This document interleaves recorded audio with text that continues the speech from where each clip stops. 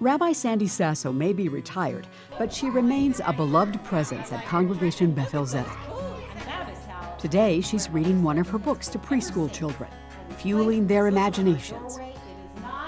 Sasso's books and storytelling send a powerful message of faith.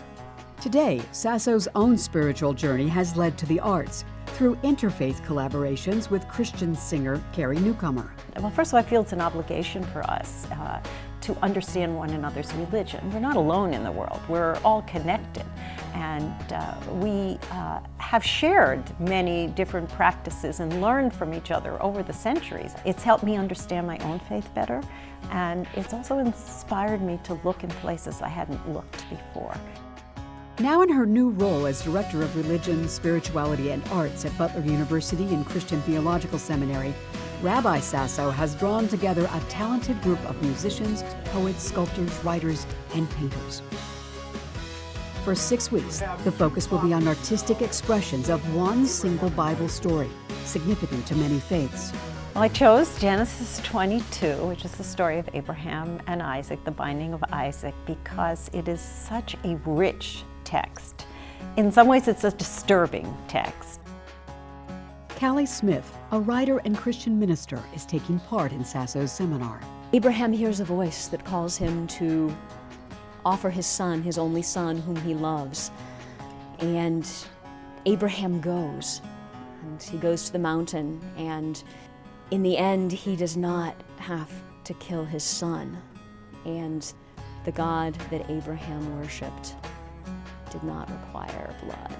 I thought it raised some deeply spiritual questions. There's so much emptiness that allows for creativity.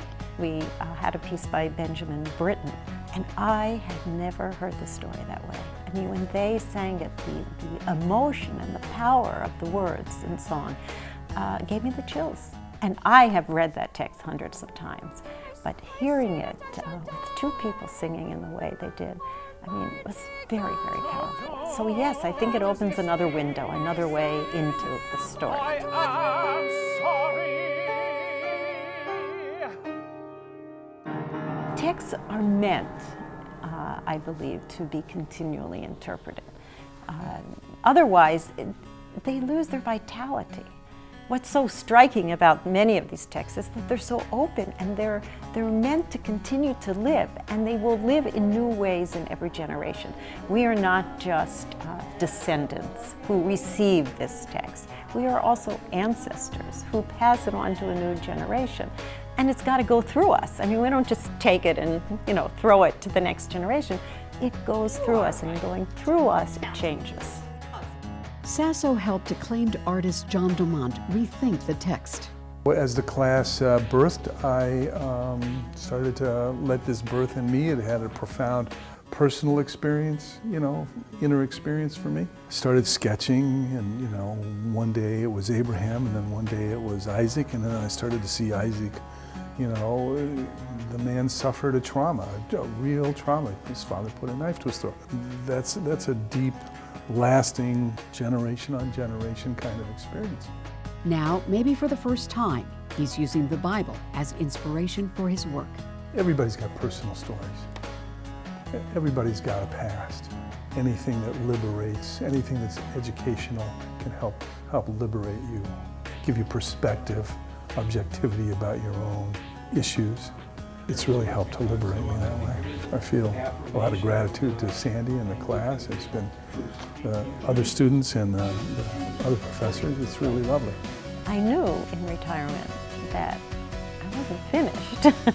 I knew I wanted to continue the journey, and all the people you meet along the way are part of that. I mean, you just don't journey by yourself, you journey with others, and every relationship that you make changes you in some way. Through the arts, through different faiths, it is a change for the better. I think it was Carl Sandburg who said, I don't mind growing old, or it's okay to age as long as you know how to begin again. And I saw the quote and I said, I need that. I need that. And I want to begin. I want to always be beginning.